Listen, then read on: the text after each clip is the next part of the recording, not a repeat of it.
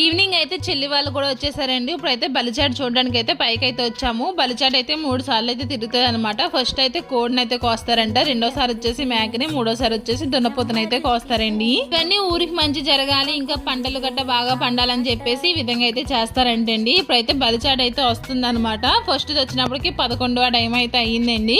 రెండోది వచ్చేసి మనకి 1 గంట టైం అయితే అయ్యిందనమాట. ఇంకా మూడోది అయితే 4 టైం అయితే అయిపోయింది. కానీ ఇంకా టైంకి అయితే మేము పడుకున్నాము. అప్పుడు దాకా వెయిట్ చేసాం కానీ మూడో బలిచాటు అయితే చూడలేదు అనమాట. 2 బలిచాట్లు కూడా చూసాము. బలిచాటు తిరిగినప్పుడు ఇంటికి ఒక మగ మనిషి అయితే కర్ర పట్టుకుని వెళ్తారండి. బలిచాటు చుట్టూరు కర్రలు పట్టుకుని అయితే మనకి పొలిమేర అంతా తిరుగుతారనమాట. ఈ బలిచాటు గురించి చిన్న తర్వాత కొంచెం భయం అయితే వేసిందండి. ఎందుకంటే ఈ బలిచాటు మోసాయన మార్నింగ్ నుంచి ఉపవాసం అయితే ఉండే బలిచాటు అయితే ఎత్తుకుంటారనమాట. సో ఇప్పుడు ఏంటంటే అమ్మవారు ముక్కోటి దేవతలందరినీ జాతరకి అయితే పిలిపించుకుంటారు కదా, జాతరలోనే అమ్మవార్లు అయితే ఉంటారనమాట. ఇలా బలిచాటు తిరిగినప్పుడు ఏంటంటే దోతలు అయితే వస్తాయండి. ఆ దోతలు ఏంటంటే ఇలా బలిచాటుతో పాటు మనిషినే లాక్కుని వెళ్ళిపోతాయంట. అలా మనిషిని లాక్కోకుండా వెళ్ళాలంటే మాత్రం ఇలా కర్లించుకుని కొడతారంట. అప్పుడు ఏమన్నా దుష్టశక్తులు కానీ ఏమన్నా వచ్చినా సరే భయపడి వెళ్తాయని చెప్పేసి అంటారు.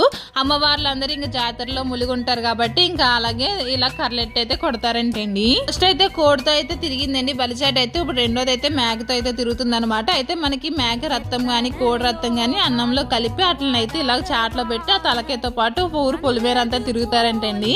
ఇందులో నాకు తెలిసిందే చెప్పాను. ఇందులో తప్పులుంటే మాత్రం క్షమించండి. ఏమన్నా ఉంటే మీరు కామెంట్ చేసేయండి.